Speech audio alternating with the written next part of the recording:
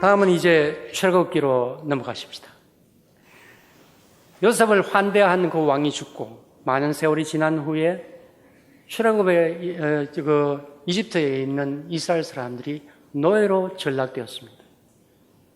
소수민족이 그렇게 홀대를 받고 노예와 같은 부당한 대우를 받는 경우는 참으로 역사를 보면은 자주 일어나는 일입니다. 그 노예들이 하나님께 부르짖었어요. 그럴 때에 하나님께서 그 노예를 하나님께서 만나는, 보시고 구해내는 그런 모습을 볼 수가 있습니다. 내가 애굽에 있는 내 백성의 고통을 분명히 보고 부르짖음을 듣고 그 근심을 알고 내가 내려가서 그들을 애굽의 손에서 건져내고 그들을 그 땅에서 인도하여 젖과 꿀이 흐르는 땅에 데려가려 하노라. 하나님께서 그 부르짖음을 듣고 그것을 보시고 알고 건져내고 하나님의 행동이 순차적으로 이렇게 나타납니다. 그런데 거기 한 가지 빠져있는 것 같은 것이 없습니까? 이렇게 뭔가 구해주고 할 때에 뭔가 이스라엘 백성들이 좀 잘못한 것도 있을 텐데 회개하고 뭐 그런 게 순서가 좀 있어야 될 것 같은데 그거 없어요. 무조건 구해주는 거예요. 굉장히 파격적이에요. 성경에 가만히 보면 하나님께서 이처럼 파격적으로 하시는 모습이 나타납니다. 이사야 40장부터 나올 때는 보면은 위로하라 내 백성을 위로하라 하면서 회개하라 말 없습니다. 무조건 위로하고 무조건 안아주고 구해주는 모습이 있습니다. 이처럼 너무나도 힘들고 너무나도 약하고 어려운 사람일 경우에는 만사 제쳐놓고 우선 구해주시는 하나님의 모습을 볼 수 있습니다. 파격적인. 노예에 대해서 하나님께서 이렇게 파격적인 구원을 해주시는 데 있어서 방법은 모세를 통해서 그렇게 구해주는 그러한 방식이었습니다.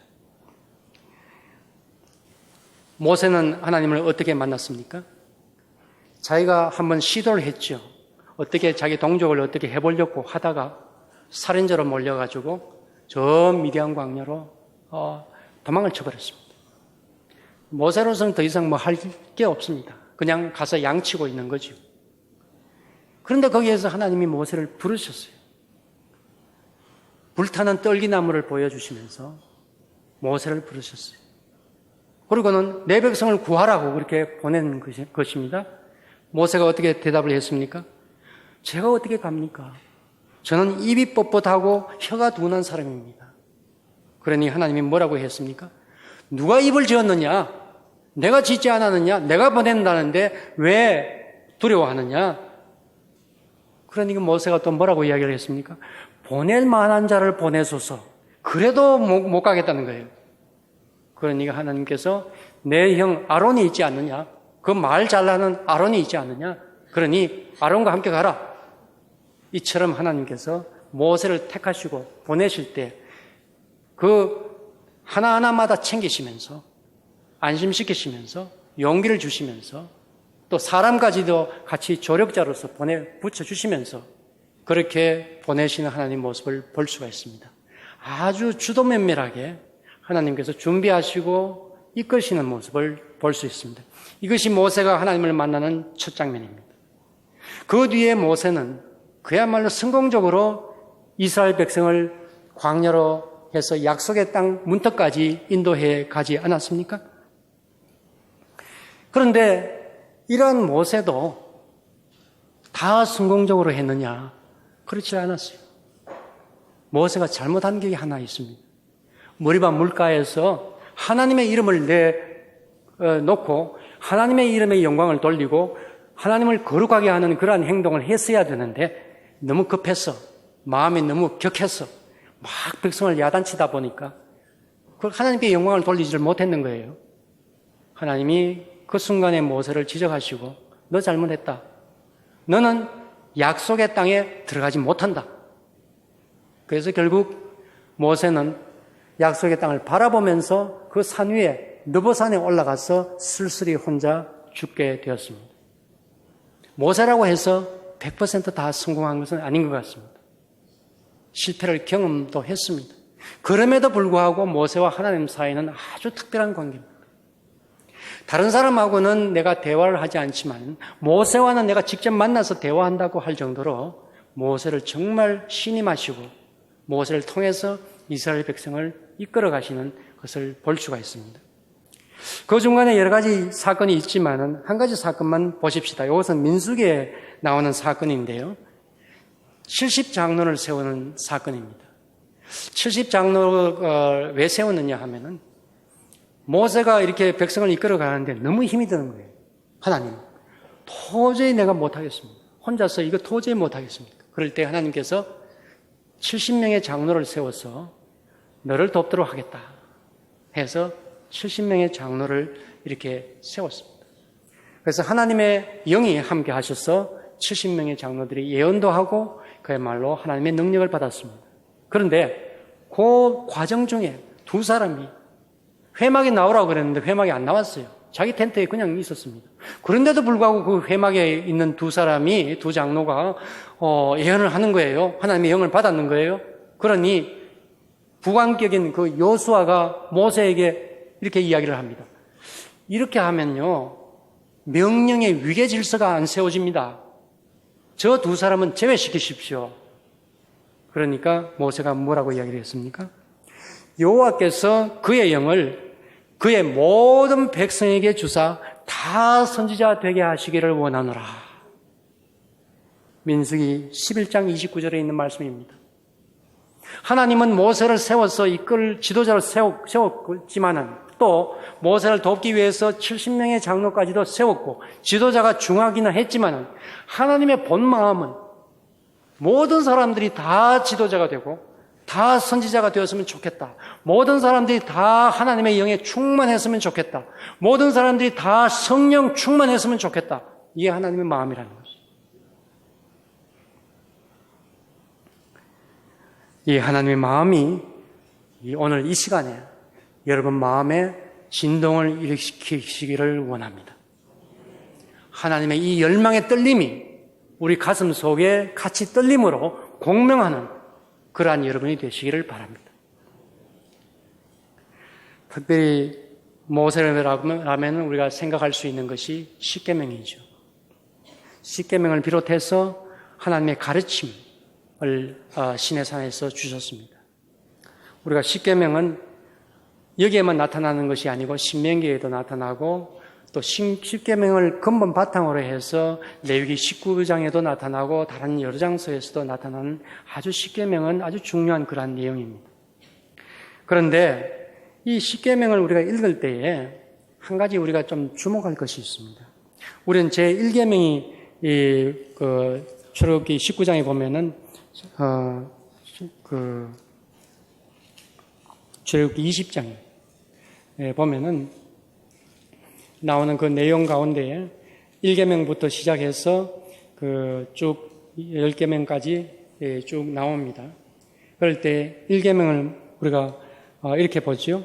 너는 나 외에는 다른 신들을 내게 두지 말지라. 출애굽기 20장 2절입니다.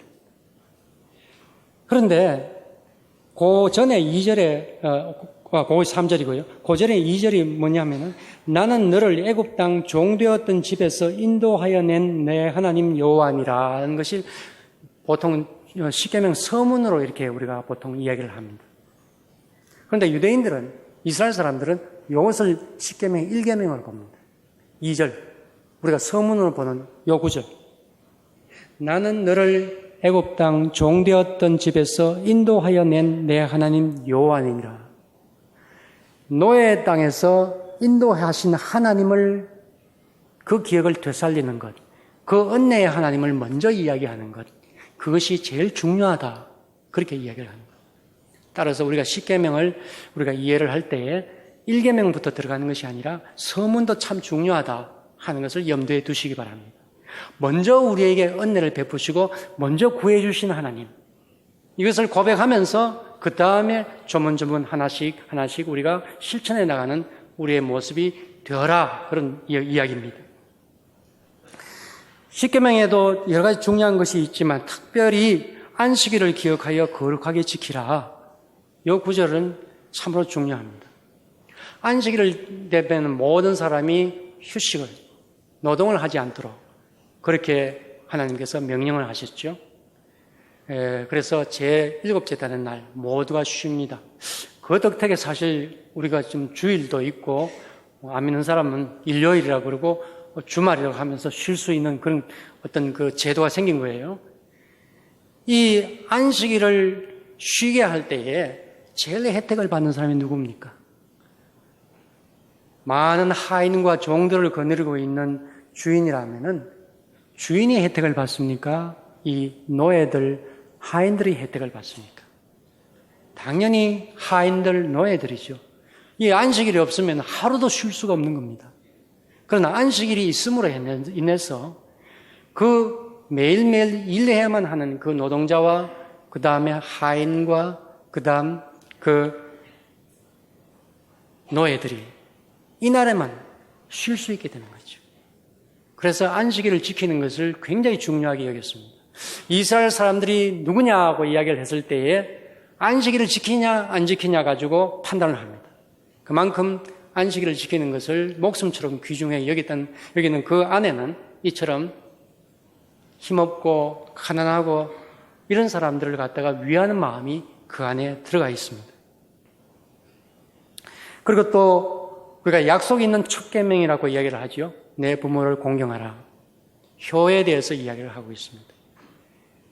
우리가 거룩하게 되는 길을 레위기 19장에서 찾아볼 수 있는데 거기는 어떻게 되어 있느냐면 어머니와 아버지를 경외하라 그렇게 되어 있습니다. 여기는 내 부모를 공경하라고 되어 있지만 경외하라고 되어 있어요. 경외라는 것은 하나님을 경외하라는 데 사용되는 용어입니다. 그런데 경외한다는 것을 부모를 경외한다. 그것도 어머니와 아버지, 어머니를 앞에 내놓고 있습니다. 뭡니까? 늙고 힘없는 상태가 되면은, 노인이 되면은 가부장적인 사회 속에서는 아버지보다도 어머니가 더 홀대를 받기 쉽습니다. 따라서 어머니부터 먼저 모시고 그 다음 아버지 하면서 어머니와 아버지를 하나님을 섬기는 수준으로 경외하라 하는 것이 레위기 19장에 나오는 거룩하게 사는 방식을 그렇게 이야기를 하고 있습니다. 이것은 단순히 유교에서 중요시하게 여기는 것이 아닙니다. 하나님이 정말 중요시 여기는 것입니다. 이것이 바로 하나님의 교육 방식이고 공동체를 이끌어가는 하나님의 방식입니다. 이 광야에서 일어나는 사건 중에 아주 중요한 사건이 회막을 지으라는 것입니다. 사실 출애굽기를 이렇게 읽어가 보시면은 앞에 한 20장 몇 장까지는 좀 잘 읽어 나가다가 그 뒷부분은 참 읽어 나가기 힘들죠. 왜냐하면 회막을 짓는데 뭘 어떻게 짓고 천막은 어떻게 하고 나무는 어떻게 하고 그 다음에 거기에 제단을 어떻게 만들고 세세하게 이야기를 하고 제사장은 무슨 옷을 입어야 되고 등등 나옵니다. 굉장히 상세한 이야기가 40장까지 이어지고 출애굽기 마지막 40장에는 회막이 완성되었다는 이야기가 나옵니다. 왜 이렇게 상세하게 이야기를 할까? 그것은 바로 하나님이 이 땅에 거주하실 텐트이기 때문에 하나님이 이 땅에 오신다는 사건이 얼마나 중요한 것인가를 거기서 강조하고 있는 것입니다.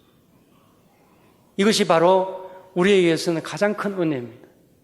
그리고 나중에 신약시대에 예수님께서 오셔서 하나님이 사람의 몸을 입고 이 땅에 오신 사건으로 이어집니다. 하나님이 이 땅에 오시는, 아까 우리의 공동체의 그 그림을 봤죠? 이 땅에 오신다는 것은 사람과 바로 연결하면서 사람의 영향을 그대로 받겠다는 것입니다. 또 하나님이 우리와 바로 연결되어 가지고 우리가 한 몸이 되어서 나가겠다는 것입니다. 그러나 하나님의 모습을 이 회막을 통해서 보여주시는 것입니다. 그래서 이 하나님의 모습은 회막에는 제사장밖에 들어갈 수가 없습니다. 그러나 불기둥과 구름기둥으로, 낮에는 구름기둥으로, 밤에는 불기둥으로 하나님께서 거기에 임재하고 거기에 계신다는 것을 보여주었습니다. 그것은 많은 사람들이 눈으로 볼 수 있도록 해주는 거예요. 하나님이 저기 계시는구나. 구름기둥과 불기둥으로 보여주시는 거예요. 이것이 참으로 큰 은혜입니다. 이 하나님께서 우리 가운데 오시는 모습은 예수님을 통해서 분명하게 보여줍니다. 예수님은 이 땅에 오셔서 우리와 인간과 똑같이 웃기도 하시고 울기도 하시고 음식도 잡수시고 때로는 진노하시기도 하시고 하는 그 모습을 똑같이 우리들에게 보여주시고 인간의 모습으로 보여주시면서 이것이 바로 하나님이다라고 보여주었습니다. 나를 본 자는 아버지를 보는 것이다. 아버지가 일하시니 나도 일한다. 그렇게 이야기하시면서 사람은 내가 사람이지만은 하나님이다. 라는 것을 이야기를 하고 있습니다. 우리가 교리 가운데 삼위일체라는 교리가 있죠. 세 분이시지만 하나님, 예수님, 성령님 세 분이시지만은 사실은 한 분이시다. 라는 뜻 아닙니까? 예수님이 사람의 몸을 입고 오셔서 하나님의 아들이라고 하지만은 사실은 하나님이십니다. 그분이 사람의 몸을 입고 우리 가운데 오시면서 하나님은 이렇다라고 보여주시는 거예요.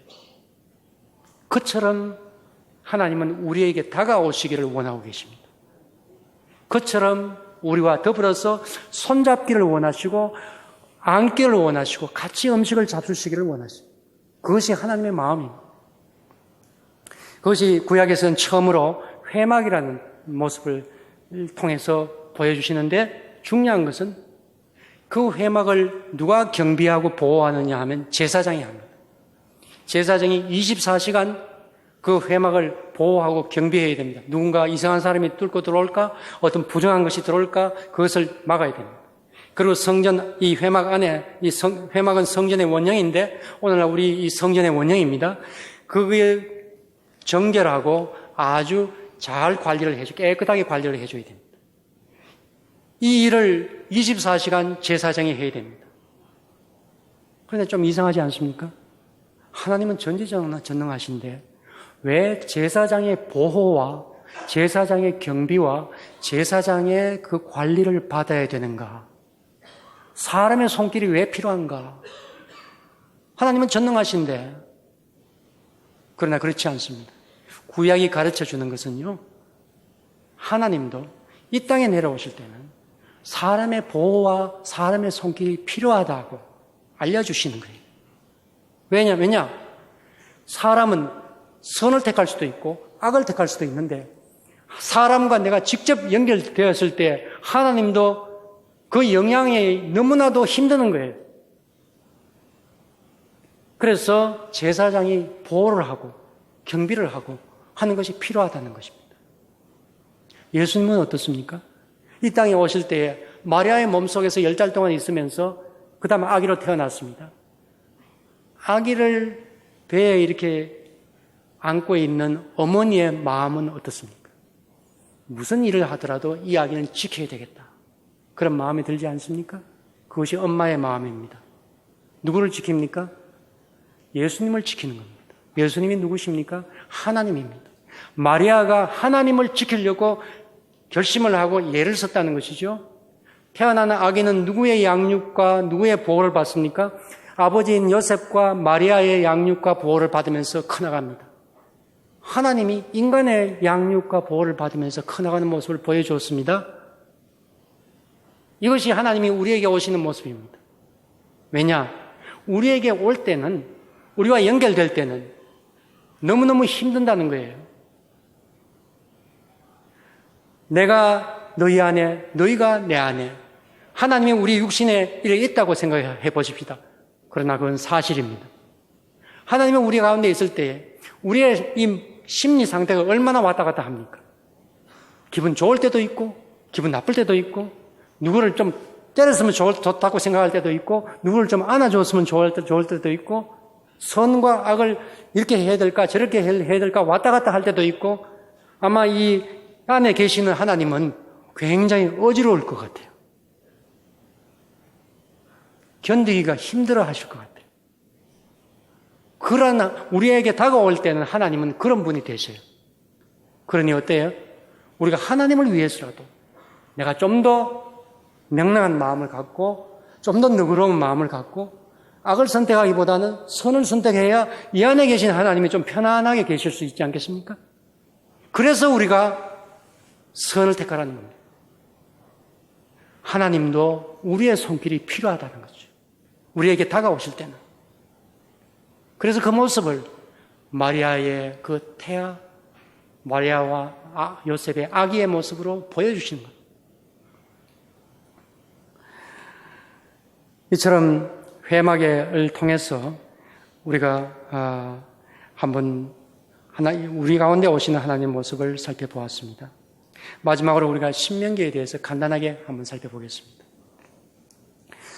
약속의 땅을 바라보면서 마지막으로 모세가 설교한 것입니다. 그런데 그 중에 아주 중요한 내용이 신명기 6장에 있습니다. 신명기 6장의 내용을 보통 우리가 쉐마라고 그렇게 이야기를 하는데요. 쉐마란 말 들어본 적이 있죠? 그것은 뭐냐 하면 그것이 이제 이스라엘 사람들의 신앙 고백인데요. 우리가 신앙 고백, 사도신경 같은 신앙 고백 우리가 하지 않습니까? 그 쉐마라는 것은요, 맨 첫 글자가 셔마 이스라엘 하면서 히브리어로 그렇게 나가기 때문에 그 셔마 하는 그 단어를 가지고 이제 따가지고 쉐마라고 이렇게 부르는 것입니다. 그런데 이 쉐마를 내용을 이렇게 좀 살펴보면은 이렇습니다. 이 앞에 다 되어 있죠.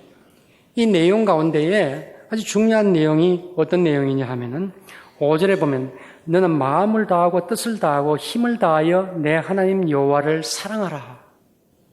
예수님께서 율법의 대강령이라고 하시면 두 가지 들으셨죠.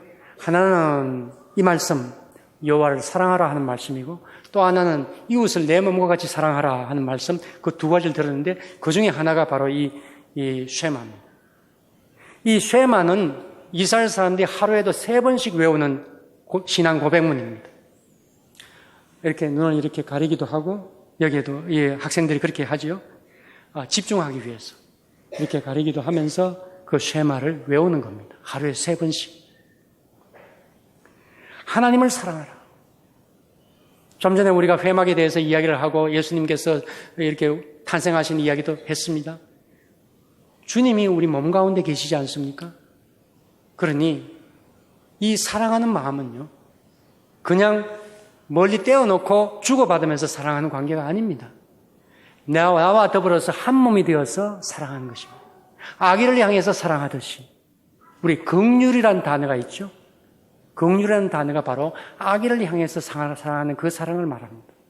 아기를 향해서 사랑하는 그 사랑으로 하나님을 사랑하는 겁니다. 모든 것을 다 주어도 아깝지 않은 그런 마음으로 우리가 하나님을 보호하고 하나님이 우리를 보호하고 우리는 하나님과 붙어있고. 그런데 우리가 이 신앙 고백문에서 한 가지 좀 부러운 것이 있습니다. 뭐냐면요, 7절에 보면은 내 자녀에게 부지런히 가르치며 집에 앉았을 때든지 길을 갈 때든지 누워있을 때든지 이 말씀을 강론하라 하는 내용이 있어요. 내 자녀에게 부지런히 가르쳐라. 신앙 교육 시키라는 말이죠. 이것이 신앙 고백문 안에 들어가 있습니다. 그래서 이스라엘 백성들은 정말 자녀 교육에는 아주 특별합니다. 한국 부모들이 둘째가 라면 서러울 정도로 교육열이 강하잖아요. 근데 그보다 더 강한 사람들이 이스라엘 부모입니다. 왜냐? 하루 3번씩 신앙 고백문으로 이 내용을 외우고 있기 때문입니다. 내 자녀에게 부지런히 가르쳐라. 누구에게 맡길 사항이 아니다. 부모인 내가 가르쳐라. 그것은 하나님의 명령입니다. 따라서 이스라엘 부모들은 그 짐을 내던지지 않습니다. 그런데 불행하게도 한국의 부모님들은 자꾸만 맡겨요. 학원 선생님에게, 학교 선생님에게, 주일학교 선생님에게 다 맡기려고 그래요. 그러나 맡길 사항이 아닙니다. 부모가 가르쳐야 됩니다. 부모가 어떻게 가르칩니까? 말로서 가르친다? 그게 됩니까? 부모는 말로서 가르치는 게 아닙니다. 행동으로 가르칩니다. 삶으로 가르칩니다. 물론 말로 가르쳐야 되겠죠. 그러나 그 자녀가 뼛속같이 그것을 새길 수 있도록 하려면 행동을, 살아가는 모습을 보여줘야 되는 거예요. 이게 바로 부모의 가르침입니다. 이게 참으로 우리에게는 참으로 부러운 것이죠.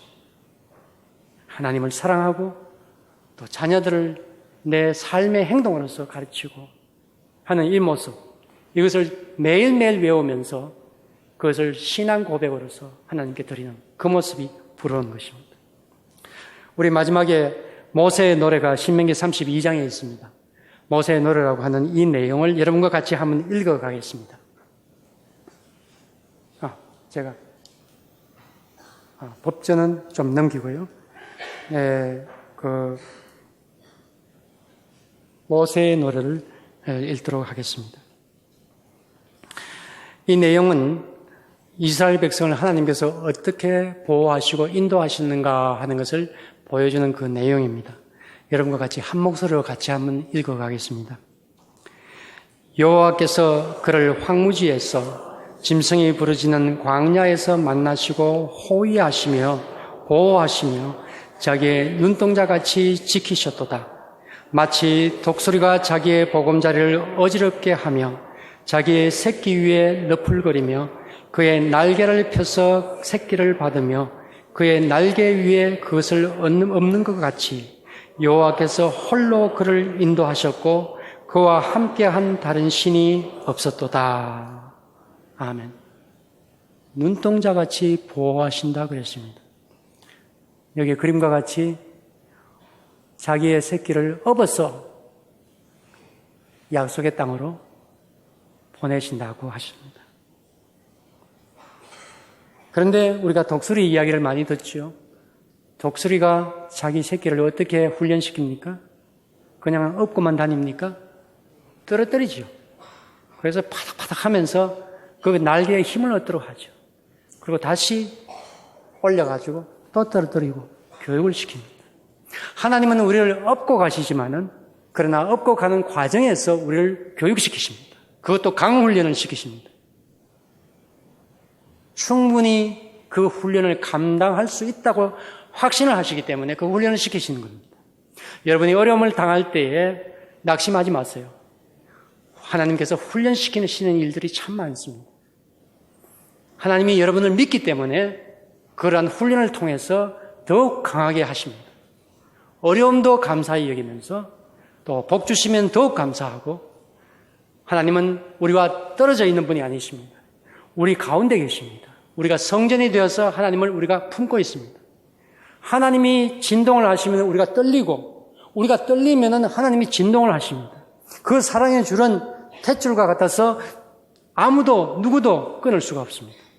이게 바로 하나님과 우리의 관계입니다. 다음 시간에는 우리가 여호수아, 사사기, 사무엘상을 여러분과 함께 읽도록 하겠습니다. 이제는 약속의 땅에 들어가는 겁니다. 들어가서 삶의 터전을 일구는, 거기에서 어떻게 하나님을 만났는가 하는 것에 대해서 여러분과 함께 읽어보도록 하겠습니다. 장시간 동안 여러분 아주 경청해 주셔서 감사합니다. 잠깐 감사드리고 제가 잠깐 기도드리겠습니다. 하나님 감사합니다.